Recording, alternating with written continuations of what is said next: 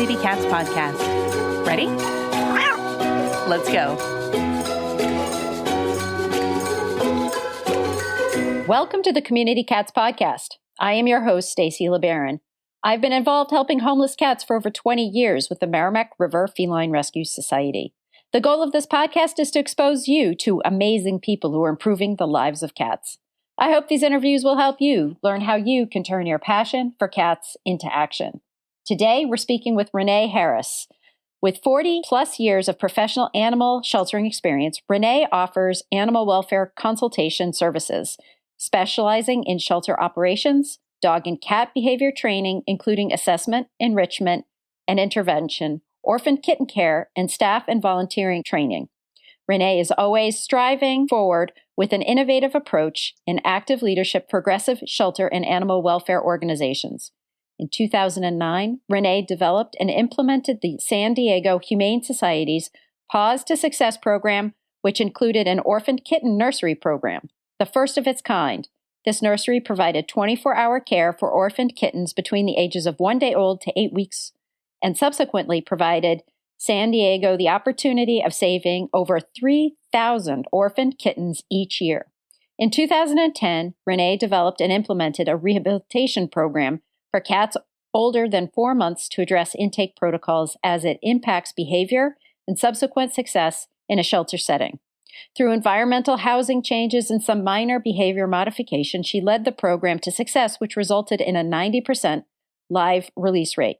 She has now shared and assisted many other animal shelters to implement similar programs, leading to increased cat adoptions. In 2012, the rehabilitation efforts were expanded with the development of the San Diego Humane Society Behavior Center for Dogs and Cats. This center was designed to address behavior changes common in the shelter setting. In 2013, Renee began offering her expertise as a full-time consultant and mentor, sharing her expertise with others. Renee has worked with organizations across the United States and around the world who seek to further develop their positive effect on the animal welfare community. Projects have included training and guidance in behavior assessment and modification programs for both dog and cats, operational needs assessment, development of policy and procedures, and staff training. Renee also provides other specialized presentations and workshops on local, state, national, and international levels. Renee, welcome to the show. Thank you. Thank you for having me. So you've been in the business for 40 years. How did you get started? I actually, when I was 12, they were looking for something for me to do. And I talked to a counselor. She could and my interest always was animals, of course. And so I started working at the local shelter and volunteering there. And then I actually went on payroll when I was 13, believe it or not. Oh my goodness. And I haven't stopped since then. So you were a very early recruit. Yes, I was. I was indoctrinated very early into the business. So and that was in San Diego or for another organization? That was actually in Kansas. I'm a Midwest girl originally. So it was in Kansas. It was the only shelter within our county. So they took in all of the animals, both stray and owner surrenders. And of course, that was in the early 70s. So it was, during really kind of the top of the over pet population issues. And yeah, it was quite a learning curve. From, being in the shelter environment from the 70s and then coming to today, what has that cycle sort of looked like for you? What were the challenges that you faced sort of from, say, the 1970s? We'll break it up to 1970s to about 2000, sort of in that period of time. What were the changes and the challenges that you saw? Well, I certainly think the main challenge was just the overwhelming number of animals coming into the shelter, and the vast majority of them being puppies and kittens. So, there was just really the spaying and neutering movement probably is what I saw have the most impact during those years, getting that message across and bringing the animals into the family unit and into a home. But the challenge, I guess, that particular, up until probably the early 2000s, was really just the incredible overpopulation of animals coming into the shelter and having to make difficult decisions in euthanizing animals simply because of space. And that just really never made sense. And so I'm happy to see where it's come to today, right, where we're not necessarily having to do that any longer. And although I do realize there might be some shelters that still find themselves in those circumstances. Yeah. And in your journey, at what point did you really discovered that spay-neuter was really an important component to being able to reduce the numbers of cats coming into facilities. Yeah, I actually think, as I look back over my career, I think I was quite fortunate that I started at this little local shelter because in itself, it actually was already quite progressive and I just didn't know that. So I think I learned spaying and neutering was really a key element very, very early in my career. But I also learned that pet responsibility is probably even higher, that if individuals took responsibility for their pets, then there would be no indiscriminate breeding.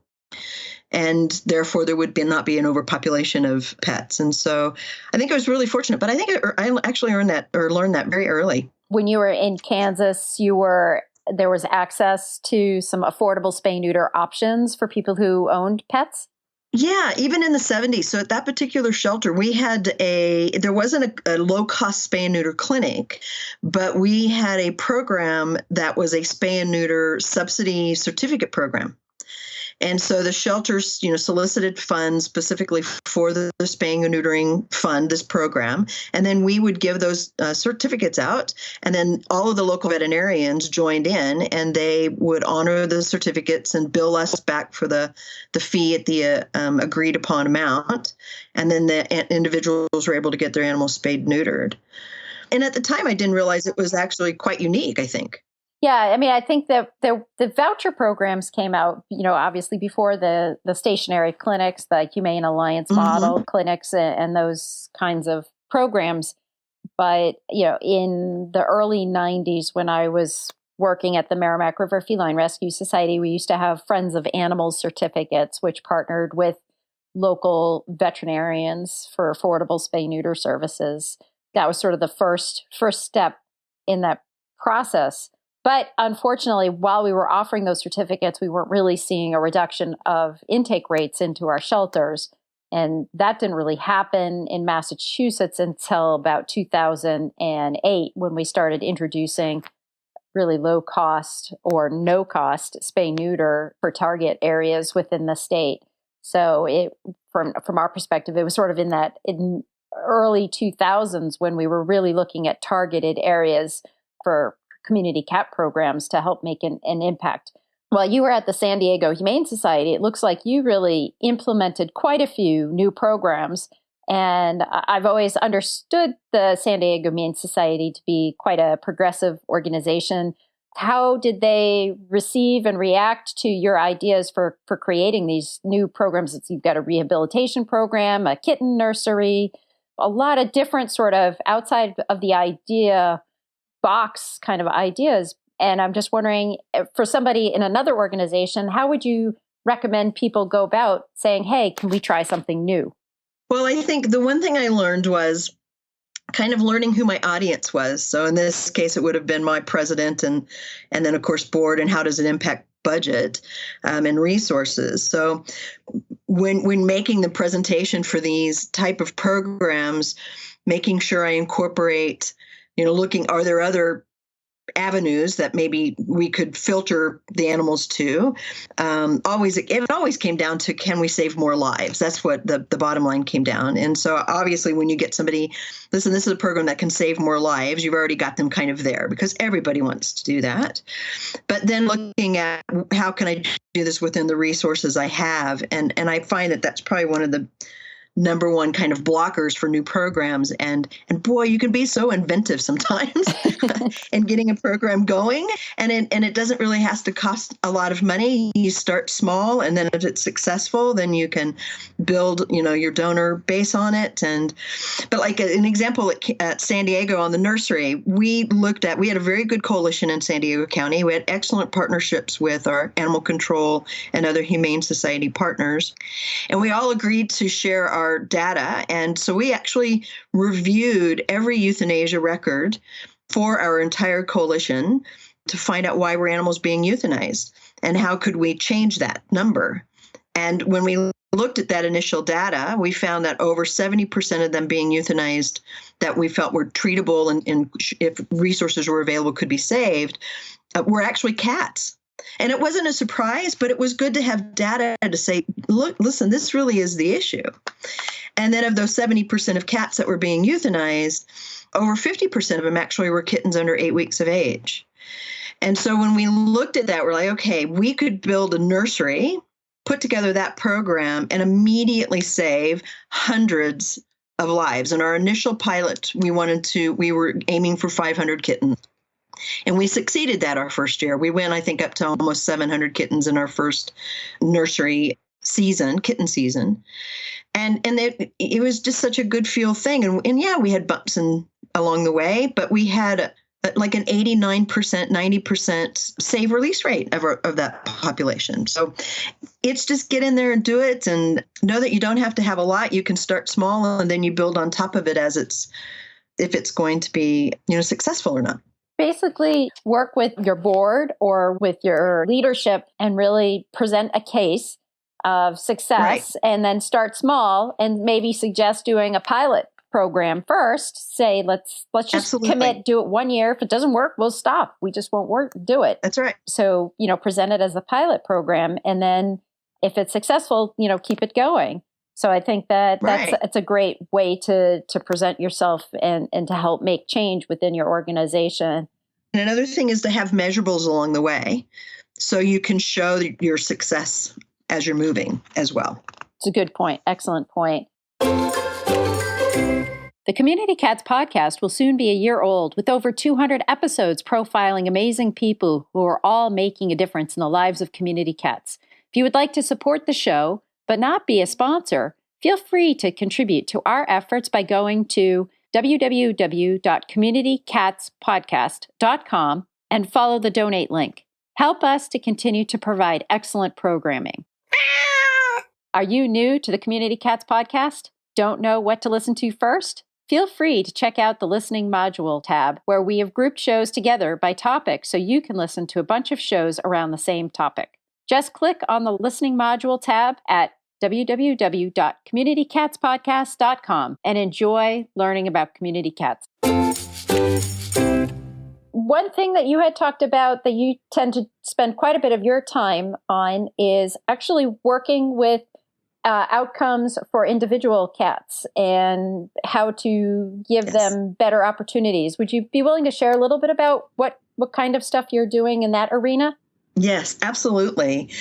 It kind of goes back to that the majority of cats that are being euthanized. And when looking at different data, I found that cats are euthanized actually within that right after their holding period because they show fractious or fearful behaviors.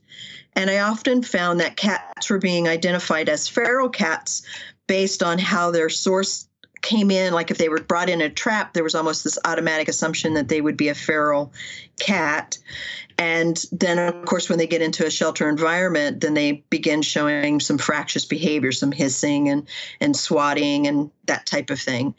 And so learning about cats and cats' behavior, which is quite different than dogs and dog needs, we don't meet the cats' needs very well in shelters. We don't build our facilities with their behavior and environmental needs in the forefront often. So it came down to really changing their environment. And so we did that systematically over a period of time, over a couple of seasons, and really found a successful process to give these cats an opportunity to come in, calm down once they're in the shelter, approaching them in very calm ways using, I use a back scratcher, a telescoping back scratcher, which works really well. And just giving them the time and space that they need. And what we found was I looked at over 2,000 cats when I initially looked at the numbers, and over 90% of the cats, regardless of their source, turned around and were companion pets that we could put through our adoption area. And I found that to be really an incredible information because those cats deserve to have a home and not have us just assume that they couldn't survive or be successful. So I spend a lot of time in just talking about how to change environment and then how to appropriately approach and touch using their natural pheromones, the type of enrichment that they would benefit from in a shelter environment, and looking at each shelter and saying, okay, here's what you have. Here's the things that you could incorporate at your facility, understanding your limited resources that you have. And so that's where I've really been kind of focusing a lot of my work with individuals. With that said, and I know you mentioned resources in there, what would your dream facility look like for cats? Oh my goodness. It's funny. I was driving down the street yesterday and there was a vacant Walmart. And I thought, oh, that actually could be a really good cat facility. So it's funny that you asked that. I think space, and I mean space as far as just open space with a very high ceiling, is going to be critical. So we don't, for air exchange and that type of thing. I think cats do well when they have more space and good vision around where they're at, so they're not as stressed. So I would do some communal rooms. I would do just some single room, and then also, having some just individual kenneling system, but giving them no less than 30 inches in width of a kennel. And that's a big question. I would love to build that. We'll put you on the committee because I think it would be fun to have like the dream facility. It's a blog idea of mine that I have for the Community Cats podcast blog is, the dream facility for cats, not only just the sheltering component, but the whole community interaction and how do we interact with the cats and that kind of thing. So Renee, I've got you on my committee. You're on my committee for that. So, excellent. I'm there. So I want to ask you a question about community cats in general and the community cat programs that you've seen over all the years and your consulting. What do you think life is going to be like on a national scale for community cats 5, 10, 15 years out? I certainly hope that it continues to get better and better. And what I would like to see and what I think is going to happen is there's going to be a lot more conversations over the next 3 to 5 years about cats, which has been needed for, 50 years. Then I certainly could see some legislation changes that might occur and allowing for certain cat colonies in areas to be cared for within the legal requirements. I would like to think that our housing and process for cats as they're coming in and out of the system improve, and we really begin building with cats in mind. And I hope that they get to the same level of pet responsibility as dogs. That would be an incredible, I think, step over the next 10 years within our communities, because I just think that it's a difficult challenge, because I think people think, oh, well, they're okay. They can live outdoors and be on their own, which on one hand, yes, but on another hand, I think they really deserve to have somebody who cares for them and is responsible for them. I think it'll be interesting to see how that progresses.